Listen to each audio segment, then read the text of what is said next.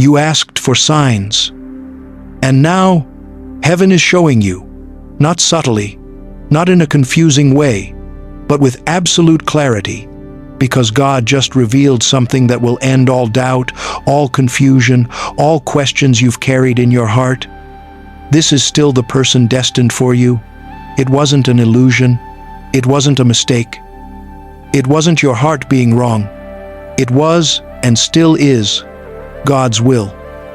And if you're hearing this message right now, it's because He's confirming what was already written before you were born. You doubted, didn't you? After everything that happened, after the separation, after the silence, after the pain, you started questioning. Did I misunderstand? Was it just my will, not God's? Did I force something that wasn't meant to be? And those questions tormented you, made you pull back, made you question every feeling, every intuition, every certainty you once had. You looked back and wondered if you'd misread the signs, if you'd created a fantasy in your head, if you'd confused desire with destiny. And the more time passed, the more you doubted, the more you convinced yourself that maybe it was time to accept it was over, that maybe you needed to stop waiting, that maybe it was better to move on for good. But God is saying now, you didn't make a mistake. You weren't wrong. This is still the person I chose for you. And He's not saying this to give you false hope. He's not saying this to keep you stuck in an illusion. He's saying it because it's true.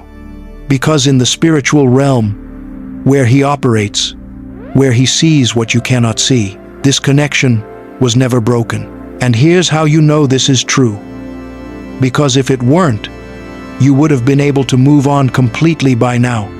You would have forgotten. You would have gotten over it. You would have found peace in another direction. But you couldn't. And you blamed yourself for it. Thought it was weakness. Thought it was unhealthy attachment. Thought you needed to heal from this person. But what if I told you that you couldn't move on because you weren't supposed to? What if I told you that the inability to forget isn't failure, but confirmation? Not because of weakness, not because of unhealthy attachment, but because your soul recognizes what God sealed. Ecclesiastes 3:11 says, He has made everything beautiful in its time. He has also set eternity in the human heart. God placed this person in your heart with an eternal seal. And what God marks doesn't erase. No matter how much time passes, no matter how many distractions appear, no matter how many times you try to convince yourself otherwise, the seal remains. It's like an invisible mark your soul carries, a memory that's not in the mind, but engraved in the spirit. And that's why you can't erase it, can't forget, can't simply move on. Because God doesn't allow you to forget what He hasn't finished building yet. So why was there separation? Why did God allow the pain, the distance, the silence? If this person is truly destined, why did He let you separate? Because you both weren't ready yet to sustain what God had destined. Not because the plan changed, but because the timing needed adjustment. Think about it this way. When God promises something, He's not lying, but He also doesn't deliver until you're prepared to receive it. Because what God gives without preparation gets lost. What God delivers before its time breaks. And He loves you too much to let that happen.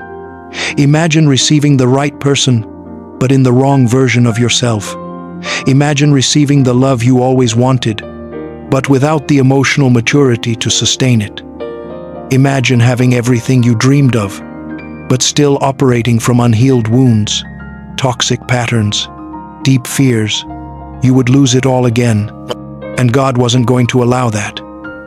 So He intervened, not with cruelty, but with loving wisdom. So He created space.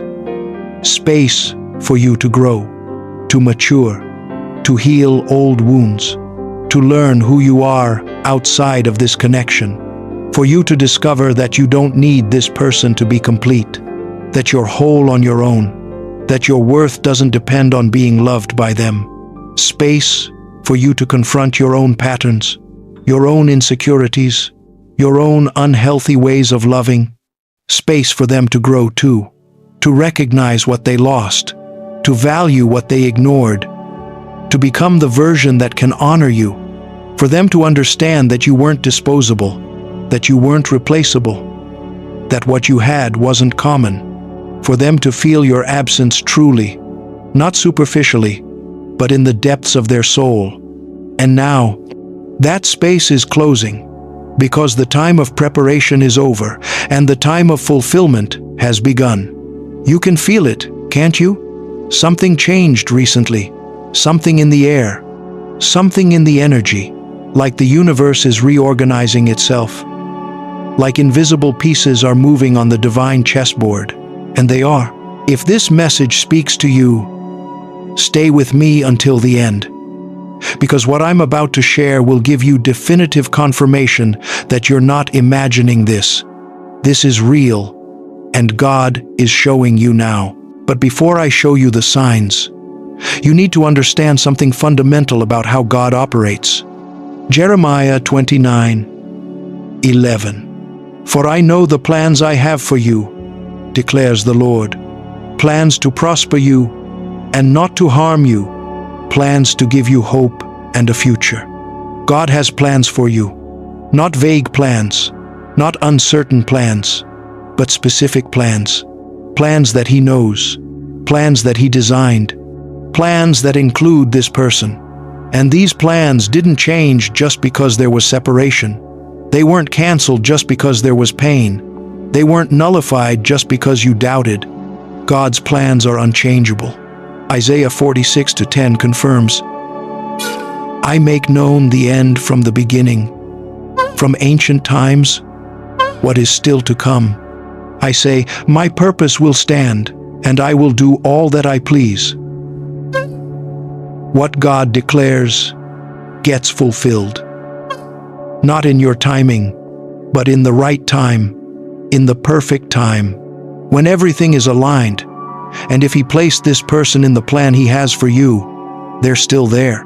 Nothing that happened, no fight, no mistake, no separation changed what God already wrote. Everything you lived through, the pain, the waiting, the growth, the transformation, is part of the plan. God wasn't punishing you. He was preparing you. He wasn't forgetting you. He was molding you. He wasn't abandoning you.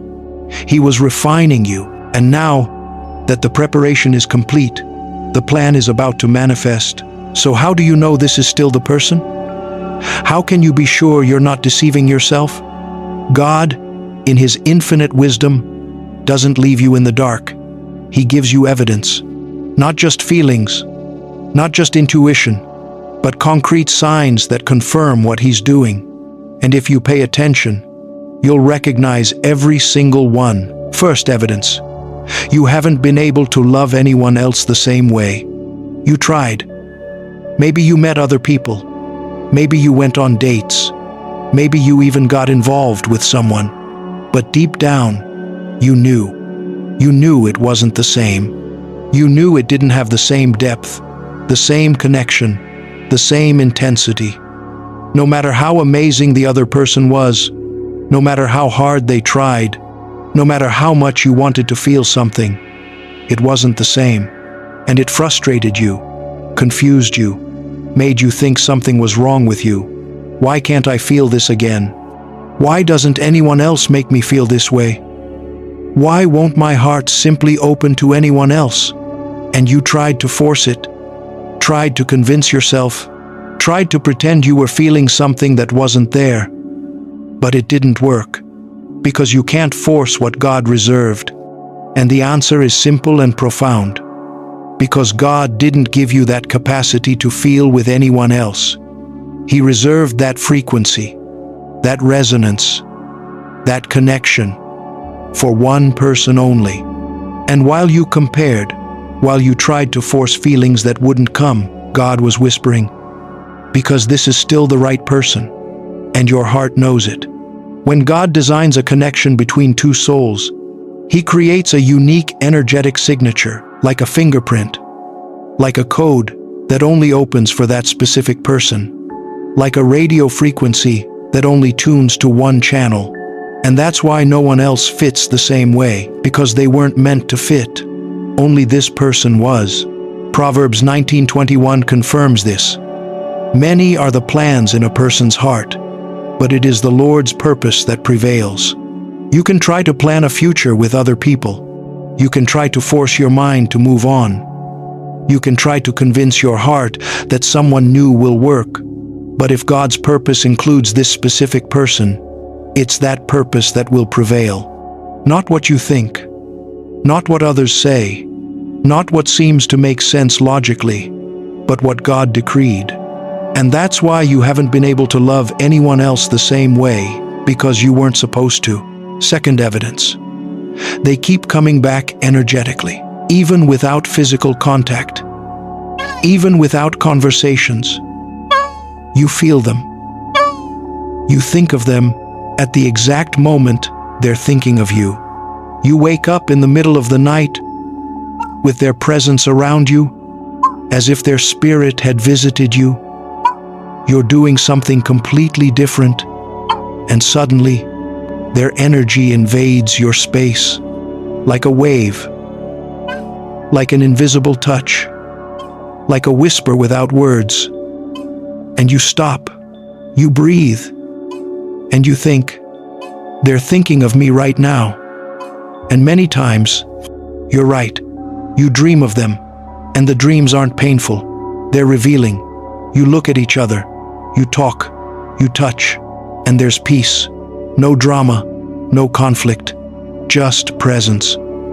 As if your souls were meeting on another plane, as if the spiritual was compensating for what the physical hasn't yet achieved, and you wake up thinking, why do I still dream of them?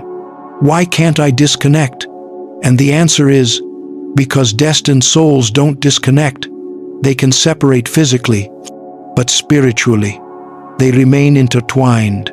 There's an invisible thread tied between your hearts, and that thread was never cut. It may have been stretched. It may have been tested. It may have seemed fragile, but it never broke, because what God ties in the spiritual transcends the physical. And God uses this energetic connection to remind you, what I joined is still joined. Matthew 19:6. Therefore, what God has joined together, let no one separate. When God unites two people in the spiritual realm, that union transcends the physical plane. Distance doesn't break it. Silence doesn't erase it. Time doesn't destroy it. Circumstances don't change it. Fights don't nullify it. Separation doesn't cancel it, because it exists at a level the physical world cannot touch. And that's why you still feel. Because spiritually, you never separated. I know how exhausting this waiting can be, how much you've already questioned whether you should keep believing, whether you should let go, whether it would be easier to simply give up and accept that maybe you're deceiving yourself. And the fear of waiting for something that will never come, that fear eats away at you from the inside, doesn't it? But there's something I need to tell you. There's a path for you to understand this journey more deeply, to recognize the true signs, and prepare yourself emotionally for the love God destined for you. There's a way to transform this agonizing wait into a time of real growth, healing, and alignment. I've prepared something special for those living this journey. It's in the first pinned comment. If it's meant for you, you'll know. And now, let's look at the evidence confirming you're not deceiving yourself. Third evidence, unexplainable peace. When you stop fighting, there was a recent moment when you finally let go. You stopped trying to force, stopped trying to understand, stopped trying to control. You stopped chasing answers, stopped demanding signs, stopped trying to make it happen. And when you let go, peace came. A peace that didn't make sense, because nothing had visibly changed. No message arrived, no contact was made, no reconciliation happened. But inside you, everything had changed. The desperation disappeared, The anxiety left, the pain calmed down, and in its place, there was serenity. A serenity that doesn't come from resignation, doesn't come from giving up, but comes from alignment with the divine, because you finally aligned with God's timing, and He rewarded you with inner confirmation. 1 Corinthians 14:33. For God is not a God of disorder but of peace. When God confirms something, He doesn't bring anxiety. He doesn't bring desperation. He doesn't bring restlessness. He brings peace, a peace that surpasses all understanding, a peace that needs no explanation, a peace that doesn't depend on external circumstances. And the peace you feel now is God confirming you're on the right path, that you don't need to fight anymore, that what is destined will happen. Philippians 4:7 describes exactly this. And the peace of God, which transcends all understanding, will guard your hearts and your minds in Christ Jesus. This peace doesn't make sense logically. It shouldn't be there, considering nothing changed externally. But it is, because God placed it there. Pay attention, this might be your sign. Because if you were on the wrong path, if this person was no longer destined, if God had changed the plan, you wouldn't feel peace. You would feel liberation. You would feel complete relief. You would feel indifference. You would feel that a door had closed definitively. But you don't feel indifference. You feel peace with hope. You feel calm with expectation. You feel rest with faith. And that is the difference. It's God telling you, wait with faith, not with anxiety, because I've already confirmed it. Fourth evidence, God is showing you through repeated signs, numbers, names, songs, places, synchronicities that don't stop. 11, 11, 2, 22, 3, 33, 4, 44. You look at the clock, and it's 11, 11. Again, you get a receipt, and the total is $22.22. Again, you wake up in the middle of the night, and it's 3:33. Again, their name appearing in random conversations, on billboards, in books, in movies, a song that played when you were together, playing exactly when you're thinking of them, places that have meaning for both of you, appearing in front of you without you looking for them.